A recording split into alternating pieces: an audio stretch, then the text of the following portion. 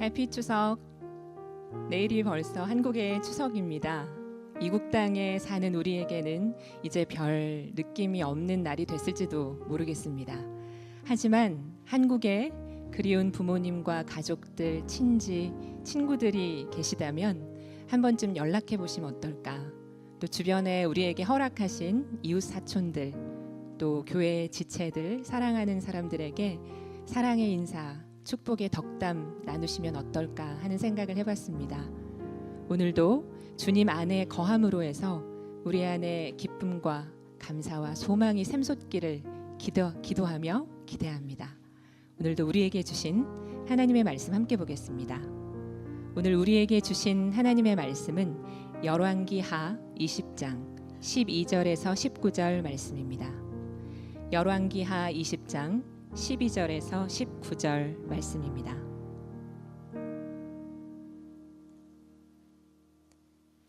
그때에 발라단의 아들 바빌로니아의 무로닥 발라단 왕이 히스기야가 병들었다는 소식을 듣고 친서와 예물을 히스기야에게 보내왔다.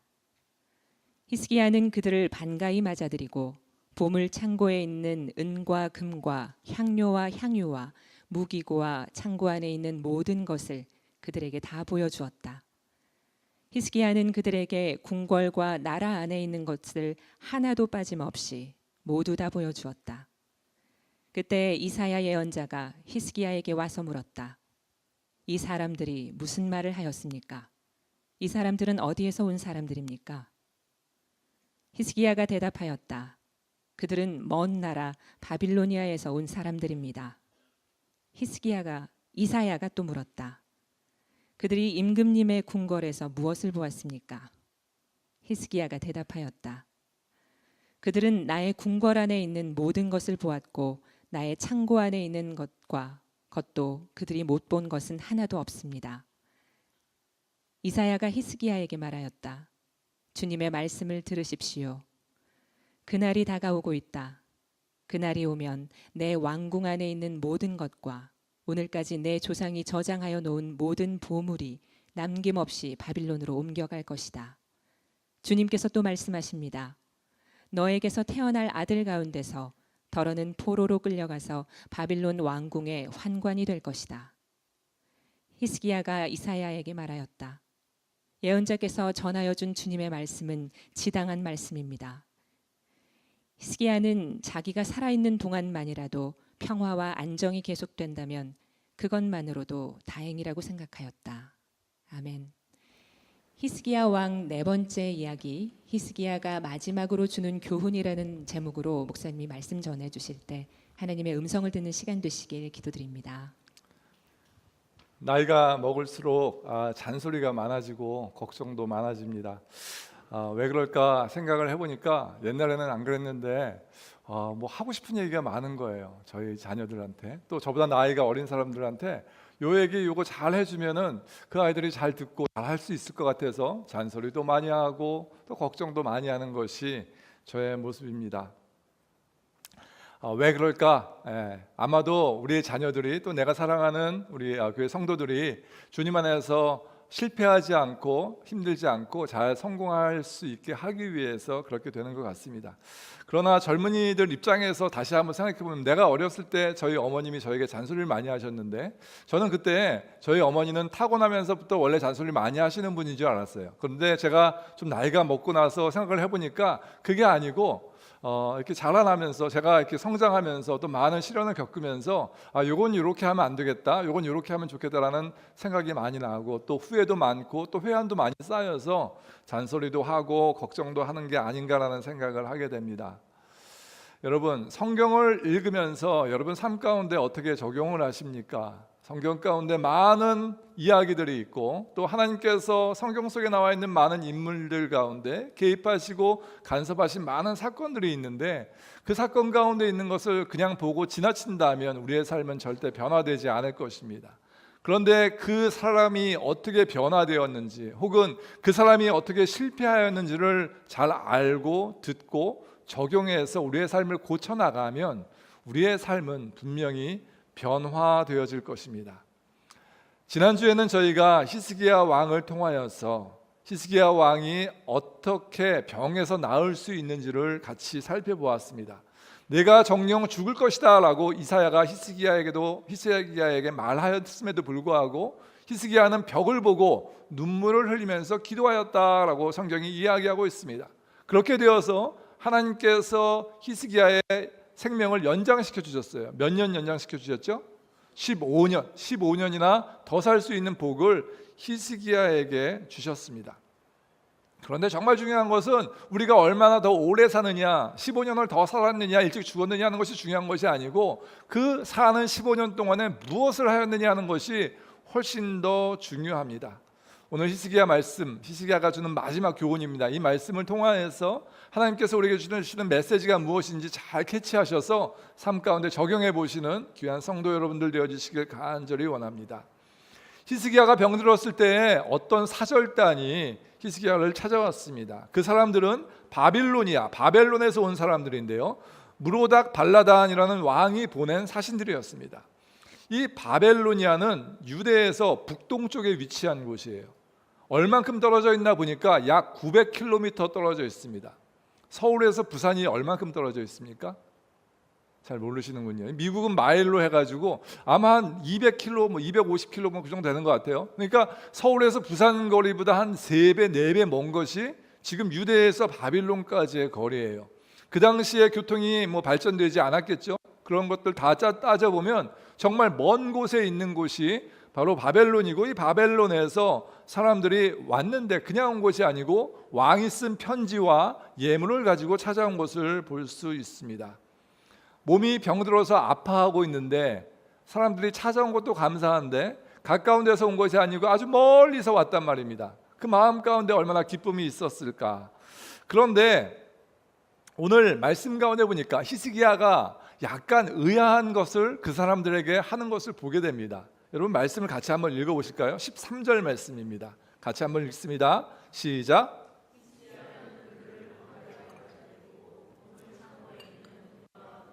향유와 무기고와 창고 안에 있는 모든 것을 그들에게 다 보여주었다. 히스기야는 그들에게 궁궐과 나라 안에 있는 것을 하나도 빠짐없이 모두 다 보여주었다. 너무나 반가운 나머지 그가 갖고 있는 모든 보물을 다 보여줍니다. 그뿐만 아니고 그가 갖고 있는 모든 무기, 새로운 무기 다 보여줍니다. 말씀 가운데 보니까 궁궐과 나라 안에 있는 모든 것을 하나도 남김없이 다 보여주었다라고 성경이 이야기하고 있습니다. 그런데 이사야 선지자가 히스기야에게 와서 이야기합니다. 뭐라고 이야기하냐면 너는 그것을 보여줬기 때문에 망할 것이다 라고 이야기하는 것을 보게 됩니다. 17절 18절 그날이 다가오고 있다. 그날이 오면 내 왕궁 안에 있는 모든 것과 오늘까지 내 조상이 저장하여 놓은 모든 보물이 남김없이 바빌론으로 옮겨갈 것이다. 주님께서 또 말씀하십니다. 너에게서 태어날 아들 가운데서 더러는 포로로 끌려가서 바빌론 왕궁의 환관이 될 것이다. 여러분 환관이 뭔지 아십니까? 내시예요. 내시가 누가? 이 히스기야 왕의 자녀들 가운데 내시가 될 것이다 라고 이야기하고 있습니다. 여러분 잘 생각해 보세요. 좀 이해가 안 돼요. 왜냐하면은 하나님께 죄를 지은 것 같은데 나라가 망하고 자녀들이 홀딱 망할 만큼 큰 죄를 지은 것 같지 않거든요. 오늘 말씀을 잘 보면 이 말씀 가운데 히스기야가 어떤 마음으로 이들을 대접하였는지가 나오고 있습니다.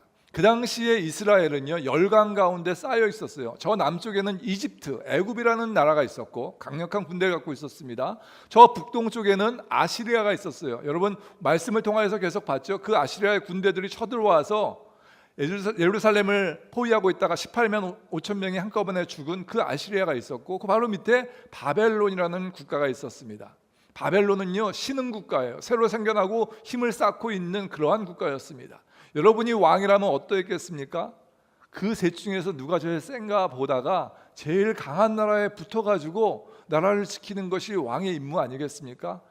히스기야도 그랬던 것 같아요. 히스기야도 어느 나라가 앞으로 더 세질 것인가 그것을 보고 있다가 그들과 동맹을 맺으려는 것이 히스기야의 마음이었다라는 것이에요. 마치 조선시대 때 한국이 일본을 무찌르기 위해서 청나라와 손을 잡고 뭐 전쟁하고 그런 것과 굉장히 비슷한 이야기입니다. 그러던 때에 바빌로니아가 왔다라는 이야기는 저 사람들이 우리와 동맹을 맺으러 왔구나라고 생각하고 이해할 수 있습니다. 그렇다면 오늘 바벨론이 사신을 보낸 이유가 무엇일까? 뭐 복합적인 의미가 있지만 가장 큰 이유는 유대 나라가 계속해서 아시리아에 의해서 침입을 당하니까 내가 너희와 같이 동맹을 맺어서 도와줄게라는 그런 표시가 아니었겠는가라고 생각해 볼 수 있다라는 것입니다. 그런 상황 가운데 그들을 대하는 히스기야의 모습, 하나님 마음에 들지 않았습니다. 그렇다면 히스기야가 어떤 실수를 하고 있는지, 이 실수를 여러분이 잘 배워서 여러분은 그런 실수를 하지 않으시길 간절히 원합니다. 첫 번째, 과시하는 마음이 없어야 합니다라는 것이에요. 자랑하는 마음이 없어야 한다. 히스기야가 바벨론 사람들, 바벨론 사신들이 왔을 때 궁궐에 있는 모든 보화와 무기들을 다 보여줍니다. 왜 보여줬을까? 나는 이 정도 삽니다라는 그런 뜻이었을 것 같아요. 그런데 히스기야의 그 말투 가운데서 그의 마음 자세가 어떠했는지 보여주는 것이 있어요. 무슨 이야기냐면 13절 말씀 가운데 세 번역은 그냥 보물 창고에 있는 은과 금과 향료와 향유와 무기고와 창고 안에 있는 모든 것 이렇게 표현하고 있는데 개역 개정 말씀을 보면 약간 다릅니다. 뭐라고 써져 있냐면요, 자기 보물고의 금은과 향품과 보배로운 기름과 그의 군기고와 창고의 모든 것을 다 사자들에게 보였는데, 중요한 게 뭐냐면 자기 보물고 그의 군기고 이것이 누구 거다? 나의 것이다 라고 자랑하고 보여주고 있다라는 것입니다.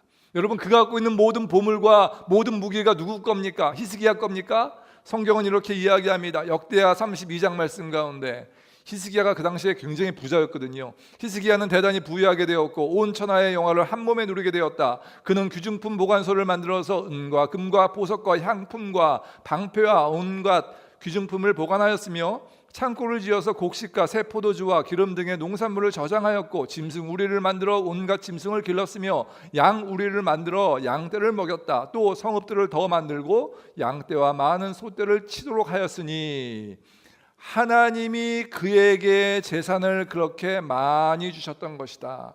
누가?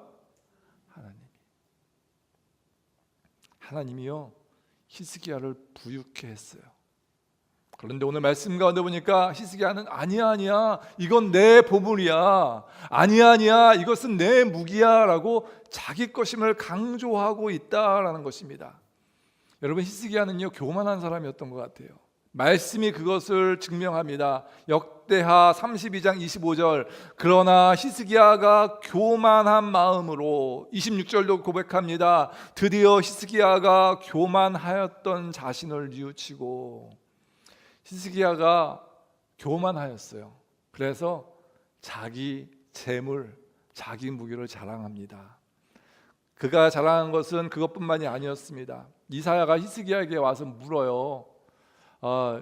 히스기야 왕이시여, 저들이 어디서 왔습니까? 라고 물었더니 뭐라고 이야기하냐면 말씀 가운데 보니까 그들은 먼 지방 바벨론에서 왔습니다 라고 얘기해요.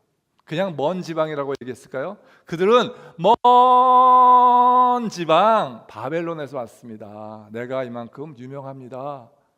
내가 아프다고 저 먼 지방에서 사신을 파견해서 이렇게 왔네요 라고 자기의 명예와 재산과 군사와 인맥을 자랑하였다라는 것입니다.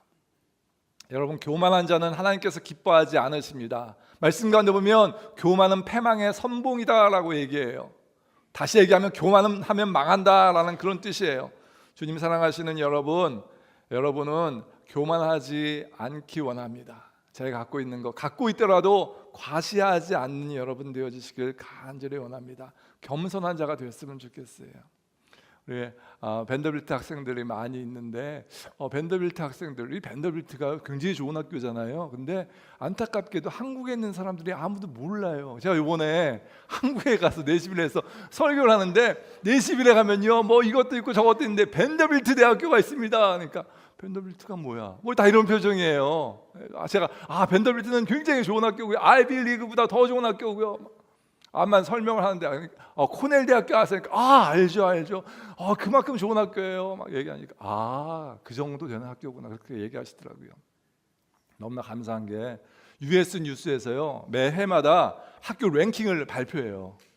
근데요 벤더빌트가 계속 올라가. 제가 처음 올 때는 17등이었거든요. 전국에서. 여러분 미국의 대학교가 정말 많아요. 근데 17등이면 어마어마하게 잘하는 건데 제가 온 다음부터 저는 뭐 벤더빌트를 졸업하지도 않았고 제 아이들이 벤더빌트 다니지도 않지만 한 계단씩 계속 올라가요. 그래가지고 요번에 발표한 게 14등을 했어요. 전국에서. 근데 한 학교를 제쳤는데 그 제친 학교가 코넬 대학교예요. 코넬 대학교가 15위하고 벤더빌트가 14위였어요. 나는 이 학생들을 보면 절대 믿어지지가 않아요. 이렇게 똑똑하지 않은 것 같은데 여러분 벤더빌트 다닌다고 교만하면 안 돼요. 여러분 한국 가셔가지고 어떤 분이 물어보실 거예요. 어느 학교 다니냐? 벤더빌트 학교 다니는데요. 근데요 테네시 저기 시골에 있어가지고 잘 모르시죠? 그렇게 얘기하세요. 그냥 전국에서 14위 하는 것은 우리만 아는 걸로 합시다. 코넬 대학교보다 더 좋은 학교인 것은 우리만 아는 걸로 그냥 하고 넘어갔으면 좋겠어요. 겸손해야 돼요. 여러분 제가 이렇게 목회자들을 이렇게 만나거든요. 목사님들 만나는데 얼마 전에 아주 기가 막힌 이야기를 들었어요. 저희 교단은 아니고 다른 교단 이야기인데 목사님들이 이렇게 총회 컨벤션에 가시면은 이렇게 모임을 하잖아요. 이렇게 앉아가지고 이야기하고 이렇게 하시는데 테이블마다 뭐 번호표가 있는 것도 아니고 이름이 적혀 있는 것도 아닌데 여기는 500명 이상 성도가 모이는 교회의 목사님들, 여기는 한 200~300명 정도 모이는 교회의 목사님들, 여기는 한 100명 미만 50명 이렇게 모이는 교회 목사님들, 그렇게 나눠져 있대요. 그 목사님이 좀 젊은 목사님이셨는데 좀 큰 교회에 담임하고 계셨어요. 300명, 400명 모이는 교회였어요. 그래서 그 목사님이 처음 총회에 가셨답니다. 그랬더니 이제 여기 있는 목사님들이 누구 목사 일로 와 여기 앉아 여기 앉아. 그 목사님 보니까 자기보다 나이가 또 다 많고 그러니까 불편해가지고 젊은 목사님들 곁에 가서 앉았대요. 그랬더니 옆에 있는 친구 목사님 막 찌르면서 야 너 몇 명이야? 300명이잖아. 절로 가야 돼. 믿지 않는 사람들도 그렇게 안 하는데 넌센스. 세상에. 여러분 겸손하십시오. 제가 목회자들하고 같이 만나서 이야기하면요 제가 자꾸 우리 교회 너무너무 좋은 교회니까 막 자랑하고 싶은 거예요. 근데 자랑하지 않으려고 정말 애써요. 성도 목사님들에게 어서 소식을 듣고 오셔가지고 다리 놓는 교회가 뭐 계속해서 부흥한다면서요, 너무 좋은 교회라면서요. 그러면 제가 그냥 열심히 하고 있습니다. 이렇게 하려고 정말 애써요. 제가 애쓰지 않으면요 지난주에 몇 명 모였고요 하나님께서 기뻐하지 않으세요. 여러분 겸손하시면 하나님께서 기뻐하시는 줄로 믿으시기 바랍니다. 여러분, 여러분의 재산이 누구 것입니까? 여러분의 지식이 누구 것입니까? 여러분의 달란트가 누구 것입니까? 여러분이 남의 것 같고 내 것인 양 자랑하면요 하나님이 남은 아니지만 하나님의 것 같고 내 것인 양 자랑하면 아주 어리석은 자예요. 정 자랑할 일이 있거든 이 모든 일을 다 하나님이 하셨습니다라고 그렇게 고백할 수 있는 저와 여러분 되셨으면 좋겠습니다. 두 번째, 하나님 외에 다른 것을 의지하는 마음을 없애야 합니다라는 것이에요. 성경을 보니까 히스기야가 다른 여러 나라의 사람들로부터 존경을 받았다라고 이야기합니다. 역대하 32장 23절 같이 한번 읽어보실까요? 시작.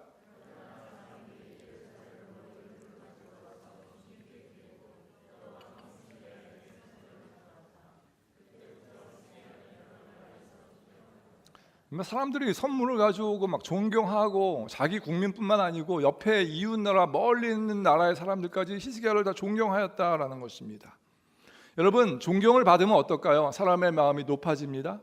사람의 마음이 높아지고 그 존경을 유지하고 싶은 마음이 생겨요.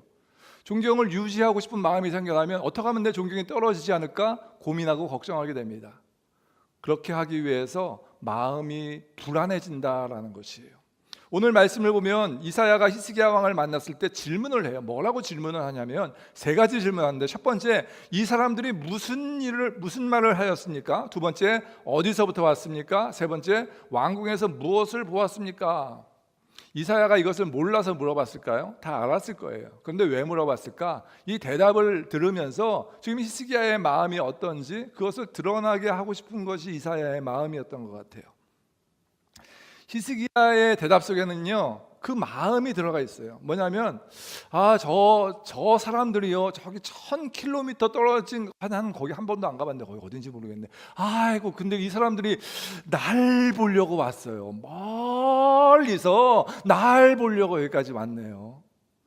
그런 마음이 마음 가운데 있었던 거예요. 자랑하고 저 사람들이 왜 저렇게 먼 곳에서 날 찾아왔을까? 아마도 나하고 동맹을 맺고 싶어서 온 것 같아요. 아마도 제가 그래서요 우리 갖고 있는 모든 보물들 무기들 다 보여줬거든요.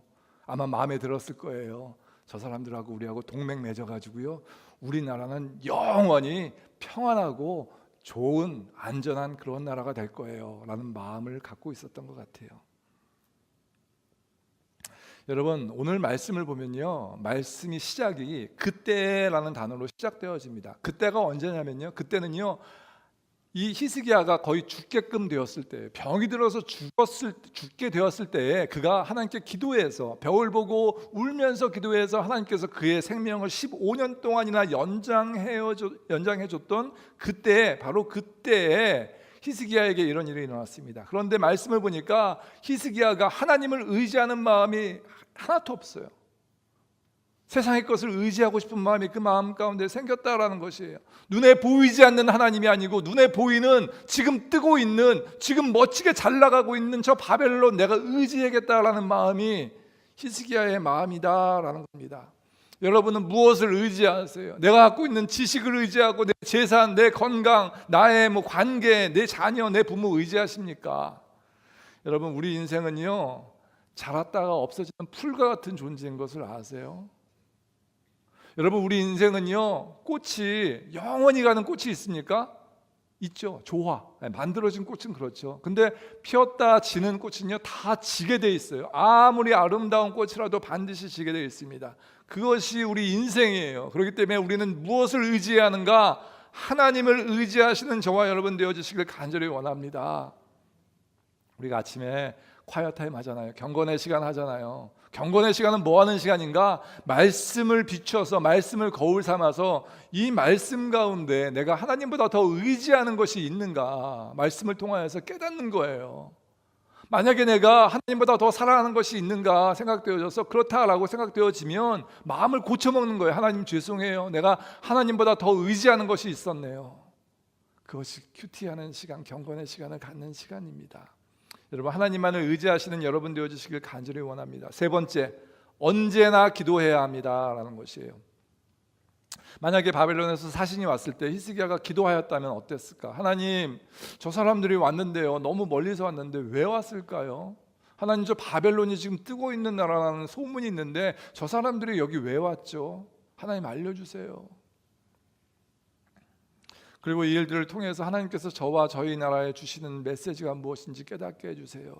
히스기야가요 큰 병에 걸려서 죽게 되었을 때는 열심히 기도하더니 이 작은 일 앞에서는요 기도하지 않고 자기 마음대로 행동하였다라는 것이에요. 만약 히스기야가 사신들이 왔을 때 주님 앞에 기도하였다면 그의 인생은 달라졌을 겁니다. 그 나라의 운명도 달라졌을 것이에요. 성경은 히스기야가 바벨론 왕이 보낸 사자들의 말을 들었다라고 이야기합니다. 13절 개역개정으로 보시면요 히스기야가 사자들의 말을 듣고 누구 말 들었어요? 그 사자들 사신들의 말을 들었다라는 거예요. 그런데 성경 어딜 봐도 그가 하나님의 말씀을 들었다, 그가 하나님의 음성에 귀를 기울였다라는 말씀은 등장하지 않고 있습니다. 무슨 이야기인가? 그가 사람의 말 듣고 그 길로 행한 거예요. 여러분 기도하지 않는 사람은요 하나님 말씀 듣지 않고 사람의 말 듣습니다. 근데 기도하는 사람은 누구 말씀 듣는 거예요? 하나님 말씀 듣는 거예요. 그것이 여러분이 인생을 잘 살 수 있는 방법입니다. 여러분 히스기야에게 기도할 수 있는 기회가 한 번 더 있었어요. 언제냐면 히스기야가 그때 만약에 기도의 기회를 놓쳤다면 이사야가 당신의 나라가 망할 것입니다, 당신의 모든 것을 다 빼앗길 것입니다 라고 이야기했을 때 잘못했습니다, 용서해 주십시오, 내가 교만했습니다, 내가 잘못 행했습니다, 용서해 주십시오라고 기도했다면 하나님이 마음을 돌이켜서 그 나라를 구원하셨을지도 모르겠어요. 그런데 그가 그렇게 기도하지 않았습니다. 왜 그랬는가? 모르겠어요. 왜 그랬는지. 처음에 그가 큰 병에 걸렸을 때는 열심히 기도하더니 뭐 지금은 이제 나라가 망한다 그러면 기도해야 될 것 같은데 기도하지 않습니다. 여러분, 기도는 언제 해야 됩니까? 항상 해야 됩니다. Every time 하는 것이 기도예요. 큰 일을 당했을 때 뭐예요? 기도합니다. 작은 일을 당했을 때도 기도하는 겁니다. 여러분, 공부하시는 여러분, 공부하기 전에 반드시 기도하고 공부하세요. 하나님, 이제부터 공부합니다. 내가 2시간 동안 공부할 수 있는데 이 2시간 동안에 열심히 공부하게 하시고 집중하게 하시고 모르는 걸 깨달아지게 하시고 주님께서 인도하셔서 많은 것들 내가 지식으로 쌓게 도와주세요 라고 기도하십시오. 비즈니스 하시는 분들, 그냥 비즈니스 가서 이거 늦었네 그러고 막 하지 마시고 오픈하면서 뭐라고 기도하셔야 돼요? 하나님, 우리 비즈니스 오늘 주님께서 보호해 주세요. 힘들고 어려운 일 당치 않게 주님께서 인도하여 주시고 많은 손님들 오게 하시고 물건 많이 팔게 하시고 소문나게 해주십시오. 직장에 다니시는 분들도 기도하세요. 우리 사장님 사모님 건강하게 해주시고 이 직장 오래 가게 하시고 이 직장에서 제가 인정받을 수 있게 하시고 그렇게 기도하시기 바랍니다. 우리 자녀들 학교 보내면서 그냥 보내지 마세요. 야, 늦었다 빨리 가 그러지 마시고 하나님, 오늘 지켜주셔서 누구누구 하나님 학교 가서 사고 치지 않고 공부 잘하게 도와주세요. 선생님에게 인정받게 해주세요. 여러분, 작은 일을 만났을 때도 기도하시고 큰 일을 만났을 때도 기도하시기 바랍니다. 미리미리 기도하셔야 돼요. 늦어도 기도하셔야 됩니다. 항상 기도하셔야 됩니다. 저희가 옛날에 봤던 다니엘 금식기도 거기 19째 날 그 페이지에 보면요, 무슨 말이 있냐면 미수나고란 말이 있어요. 미수나고. 무슨 뜻인지 아세요? 새로 나온 한자성어인데 모르세요? 미리 하면 수고고 나중에 하면 고생이다 해서 미수나고예요. 미리 뭐 하면? 기도하면. 미리 기도하는 거는요, 수고하는 거예요. 근데 나중에 기도하면 뭐예요? 기도도 기도지만 고생은 고생대로 죄송합니다. 열심히 하고 그다음에 또 기도하는 거예요. 기도는 언제 하는 거예요? 미리미리 하는 거예요. 이거 위해서 기도하는 거예요. 여러분, 우리 기도에 응답하시는 하나님을 경험하시는 여러분들 되어주시길 간절히 원합니다. 네 번째, 마지막입니다. 이기적인 마음을 버려야 합니다. 히스기야 마음 가운데 이기적인 마음이 있었어요. 이사야가 히스기야에게 예언을 한 다음에 히스기야가 이사야에게 뭐라고 말하냐면, 예언자께서 전하여 준 주님의 말씀은 지당한 말씀입니다. 히스기야는 자기가 살아있는 동안만이라도 평화와 안정이 계속된다면 그것만으로도 다행이라고 생각하였다. 이런 나쁜 사람이 있습니까? 지금 당신의 나라가 망할 것입니다. 당신이 쌓은 모든 것을 다 빼앗길 것입니다. 당신의 자녀들은 다 팔려가서 포로가 되고 환관으로 될 것입니다 라고 이야기하는데, 이 사람이 뭐라고 얘기하냐면, 어이구, 지당한 말씀입니다. 어이구, 나 살 때만이라도 괜찮으면 됐지. 내가 눈 감은 다음에 내가 알게 뭐야. 여러분, 이것은 하나님께서 기뻐하시는 마음이 아닙니다. 이기적인 마음이에요. 여러분, 우리보다요, 우리의 후세들이 더 잘 되어야 됩니다. 우리의 자녀들이 더 잘 돼야 되고요. 여러분, 1세대들보다 이민 2세대, 3세대가 더 잘 되어지는 역사가 있어지길 간절히 원합니다. 여러분, 그렇게 되기 위해서 최선을 다하는 것이 우리 하나님의 자녀들이 해야 할 일인 것 같아요. 제가 2주 전에 오레곤에 위치한 포틀랜드에 다녀왔어요. 어저께 새벽 예배 때도 잠깐 나눴었는데, 이 포틀랜드가요, 가보니까 아주 아름답더라고요. 산이 있고 강이 있고. 여러분, 그 산과 강이 얼마나 아름다운지 사진을 찍으면요, 그냥 달력 사진이에요. 전부 다 너무너무 아름다워요. 거기서 사운드 오브 뮤직 여러분 보셨어요? 그럴 때 그 여자가 마리아인가요? 그 사람이 나와서 사운드 오브 뮤직 하면서 처음에 나오는 그 장면, 그걸 거기서 찍어야 되는 거 아니에요. 그래서 이걸 뭐 스위스에 가서 저기 어디 가서 오스트리아 가서 찍어야 되는 거지, 어디 그것을 찍어. 근데 뭐 그게요, 짤스부르크인가 어디 가서 찍고 나머지 부분을 여기서 찍어가지고 편집을 했대요. 저기 찍은 데가 거기 있는데, 와, 너무너무 아름답더라고요. 이 포틀랜드가요, 오래전서부터 1971년도서부터 분리수거를 시작했어요. 미국에서는 아마 가장 오래된 것 같아요. 그런데 그 분리수거를 하게 된 계기가 한국 때문에 그렇게 됐대요. 어제 이 얘기 듣고 깜짝 놀랐어요. 왜 그렇게 됐냐면 1971년에 어떤 아주머님이 이걸 처음 하자 해가지고 병을 이렇게 갖다 주면은 돈을 주는 거 있잖아요. 그걸 처음 시작했다는 거예요. 자연을 보호하기 위해서. 근데 왜 그렇게 시작됐냐면, 그 아들이 한국에 갔다 왔대요. 한국에 가서 왜 갔다 왔는지 모르겠는데 한국 갔다 왔는데, 이 아들이 갔다 와서 얘기하는 거예요. 한국은 재활용을 얼마나 잘하는지, 참기름 병을 또 만들지 않고 바카스병 남은 데다가 바카스병을 다 먹고 거기다 참기름을 담아가지고 시장에서 팔더라. 사실 우리가 재활용 하고 싶어서 한 게 아니고 없어서 그렇게 한 건데, 그 남자가 이걸 보고 큰 감동 받아가지고 엄마한테 얘기했더니 엄마가, 야, 이걸 소문을 퍼뜨려야겠다 해가지고 포틀랜드에서 처음으로, 미국에서 처음으로 이제 병을 갖다 주면 5센트를 주고 뭐 이런 게 처음이 시작돼가지고, 포틀랜드는요 지금도 분리수거, 뭐 환경 깨끗하게 하는 거 이런 게 굉장히 잘 되어 있습니다. 저희가 120명이 이제 한국 교회에 가서 컨퍼런스를 하는데, 거기 가니까 종이컵을 하나도 안 쓰세요. 다 스테인리스 컵을 쓰시고, 그 컵을 한 분이 드신 다음에 이게 쉬는 시간마다 물을 먹으니까 또 먹고 갖다 또 세 컵 쓰고 세 컵 쓰고 하니까 막 하루에 막 400개 500개가 컵이 나오잖아요. 근데 그걸 다 설거지를 해가지고 또 쓰시는 거예요. 그래서 저는 생각에, 이 교회 목사님과 성도님들은 자연을 너무너무 사랑하시는구나 라고 생각을 했는데, 이 목사님 하시는 얘기가, 물어보니까 자기네는요 그 컵을 버리기가 너무너무 힘들대요. 그래가지고 이럴 바에 설거지해서 쓰는 게 낫겠다 해가지고 그걸 그냥 쓰게 됐다는 거예요. 거기 갔는데요, 작년에 오레곤에서 큰 산불이 났답니다.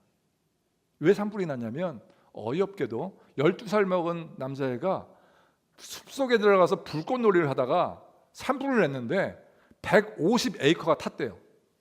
여러분 150에이커가 얼마나 큰 줄 아세요? 저기 젖슨 교회가 다 우리 교회 합친 거에 한 15배 20배 되는 거예요. 그렇게 큰 땅이요 다 탔는데 막 몇백 년 된 나무가 다 막 불타가지고 없어진 거예요. 저희가 길을 가는데 옆에 막 불타가지고 나무가 쓰러져 있는데요, 안 치워놨어요. 하나도. 나무 길 바로 옆에 있는데 막 너무 보기 싫잖아요. 막 꺼먹고 막 불탔고 그런데. 그래서 제가 여쭤봤더니 안 치운 이유가 있답니다. 왜 안 치우냐면, 그것을 보고 배우라고. 또 불나면 이렇게 된다. 그거 보면서 다시는 불내면 안 되겠다, 조심한다는 거예요. 그래서 그걸 안 치우고 그냥 다 놔뒀더라고요. 제가 무슨 얘기 하려고, 제가 뭐 자연보호 운동가도 아니고요. 왜 이런 얘기를 하냐면요, 여러분 자연은요 우리 게 아니에요. 그분이 그런 얘기 하시더라고요. 자연은 우리의 것이 아닙니다. 우리 세대에서 잘 쓰고 다음 세대에게 물려줘야 하는 것입니다. 우리는 지금 자연을 빌려 쓰는 것입니다. 그 얘기를 듣는데 맞는 얘기더라고요. 저희 여러분 종이컵을 많이 쓰시는데 이거 어떻게 안 쓸 수도 없고, 쓰시면서 죄책감을 가지고 좀 쓰세요. 이제부터 가능하면 하나 가지고 2번 쓰시고 3번 쓰시고. 어쨌든 자연을 보호해야 돼요. 우리 교회 어느 성도님이 이게 자연을 지켜야겠다라는 강한 열정을 가지시고 교회 부엌에다가요 캔, 플라스틱, 뭐 또 뭐죠? 뭐 또 이렇게 종이 뭐 이렇게 해가지고 놔뒀어요. 근데 그게 잘 안 채워져요. 캔 먹다가 그냥 다 버리시고 그렇게 하는데, 가능하면 씻어가지고 다 넣으시고 이렇게 해가지고 자연을 사랑하는 저와 여러분 되었으면 좋겠습니다. 이것이 하나님이 기뻐하시는 거예요. 왜 그런가? 여러분 자연을 사랑하기 위해서 우리가 희생해야 되잖아요. 우리가 헌신해야 되잖아요. 예수님이 그러셨거든요. 예수님이 이 땅 가운데 오셔서 우리만을, 그 당시에 살던 사람만을 위해서 돌아가신 것이 아니고, 그 당시에 살던 모든 사람과 그 이후에 올 모든 사람들을 위해서 십자가에 달려 죽으셨잖아요. 더 잘되게 하기 위해서. 희생이고 헌신이에요. 우리가 예수님 닮은 사람이라면 그거 닮아가는 겁니다. 말씀을 정리합니다. 우리는 지난 한 달 동안 히스기야 왕을 통해서 많은 것들을 배웠어요. 좋은 점도 배우고 나쁜 점도 배웠어요. 히스기야 왕이 정말 우상들을 다 없애고 선한 일을 하던 왕이었는데, 하나님께서 그에게 애매한 고통을 주세요. 고통 가운데 그가 기도하고 주님 앞에 나아갔더니 하나님께서 모든 것을 회복시켜 주셨어요. 그런데 갑자기 병이 들고 죽게 되었습니다. 그것도 열심히 기도했더니 하나님께서 병에서 낫게 해주셨어요. 그의 인생을 15년 동안 더 연장해 주셨어요. 그런데 그의 인생 말년이 오늘 말씀 가운데 보시다시피 아주 아쉬움이 너무 많아요. 앞에 남은 15년 잘 살았으면 얼마나 좋았을까. 그런데 그 15년이 참 힘들고 어려운 인생, 실패한 인생을 살았다라는 겁니다. 여러분 처음도 중요하지만 끝이 중요한 거 아세요? 여러분 처음에 앞만 잘 나가도요 끝에 망하면 망한 인생이에요. 그러니까 여러분들 끝까지 잘하셔야 됩니다. 좌우에 계신 분들과 인사하세요. 끝까지 잘합시다. 우리 젊은 사람들은 끝까지 잘합시다 하면서 뭐 나에게 끝이 오겠어, 아직 젊은데. 여러분 누가 먼저 갈지 절대 모릅니다. 먼저 가실 수 있습니다. 끝까지 잘하십시오. 언제 끝일지 모르니까. 여러분 오늘 히스기야의 모습을 보면서 그 실패를 거울 삼아서 끝까지 잘하시는 저와 여러분 되어주시길 간절히 원합니다. 무슨 일이든지 작은 일이든 큰 일이든 기도하시고 자랑하지 마시고 겸손하시고 언제든지 하나님께 기도하시고 주님 앞에 나아가시는 주님의 귀한 성도들 되어주시길 간절히 원합니다. 다 같이 눈 감아보시기 바랍니다. 여러분 혹시 오늘 말씀 듣고 여러분 마음 가운데 느끼는 것 있다면 여러분 앞에 헌신카드 있습니다. 한 가지 혹은 두 가지. 하나님, 내 삶 가운데 겸손하지 못한 이러이러한 부분이 있었는데 겸손하게 하여 주옵소서. 하나님, 작은 일을 하고 기도하지 않았었는데 기도하게 하여 주옵소서. 기도하기 위해서 내가 하루에 10분 동안 이것들을 붙잡고 기도하겠습니다. 구체적으로 쓰시고 실천해 보시는 그런 일주일 되어지기 원합니다. 우리 1분 동안만 묵상으로 기도하며 주님 앞에 나아가십니다.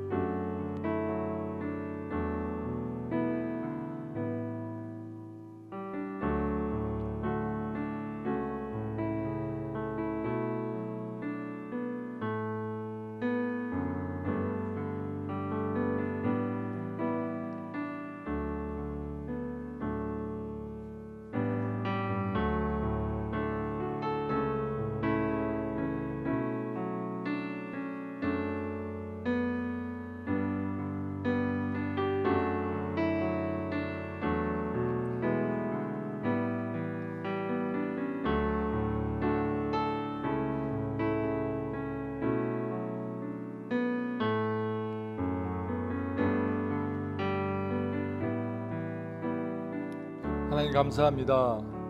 오늘 히스기야 왕의 모습을 보면서 우리가 인생을 어떻게 살아가야 할지 한번 고민해 보게 하시니 감사합니다. 하나님, 주님의 사랑하는 주님의 성도들 겸손하게 하시고 하나님만 의지하게 하시고 기도하게 하시며 하나님께서 함께 하심을 통하여서 그 인생 가운데 어렵고 힘들 때라도 하나님만 보고 나아가는 주님의 귀한 성도들 될 수 있도록 주님 도와주시고 함께하여 주옵소서. 내 세대만 잘 되면 되지, 나의 가족만 잘 되면 되지, 내 교회만 잘 되면 되지라는 이기적인 마음이 있습니까? 하나님, 선한 마음으로 바꿔주시고 남들이 더 잘 될 수 있도록, 남들이 성공할 수 있도록 헌신하고 희생도 할 수 있는 주님의 귀한 성도들 될 수 있게 도와주시고 함께하여 주옵소서. 예수님 이름으로 기도하였습니다. 아멘. 우리 같이 찬양하십니다. 은혜 아니면 살아갈 수가 없네. 은혜 아니면 살아갈 수가 없네. 호흡마저도 다 주의 것이니 세상 평안과 위로 내게 없어도 예수, 오직 예수뿐이네. 다시 한번, 은혜 아니면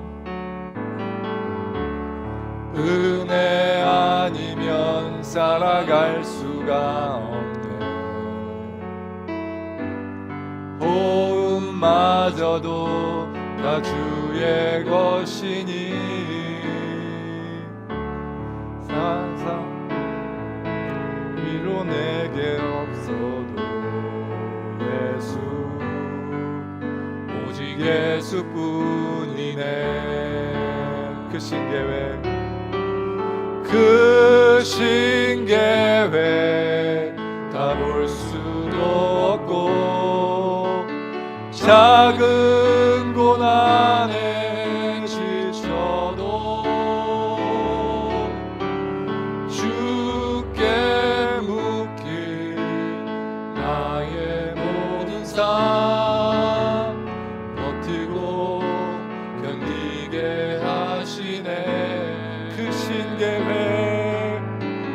그 신계획 다 볼 수도 없고 작은 고난에 지쳐도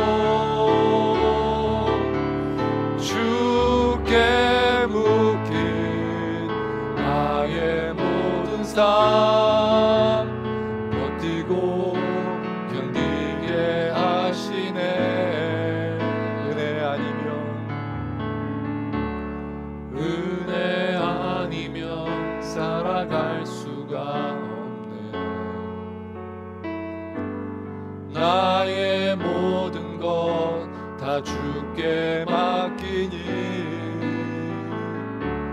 참된 평안과 위로 내게 주신 주 예수 오직 예수뿐이네 예수 오직 예수뿐이네. 우리 이 시간 합심해서 다시 한번 기도하며 나아가기 원합니다. 기도하실 때 아버지 하나님 주의 은혜 없이 살 수 없는 존재임을 믿습니다. 하나님 도와주시고 함께 하셔서 이번 일주일 동안도 주의 은혜가 내 삶 가운데 있어지게 하시고 교만하지 않게 하시며 겸손한 가운데 하나님을 잘 섬길 수 있는 일주일 될 수 있도록 주여 도와주옵소서.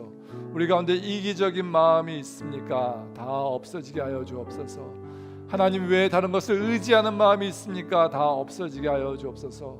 큰 일이든 작은 일이든 열심히 기도할 수 있는 저희들 될 수 있도록 주의 은혜가 저희 가운데 있게 하여 주옵소서. 주님 앞에 합심해서 기도하며 나가기 원합니다. 기도하시겠습니다.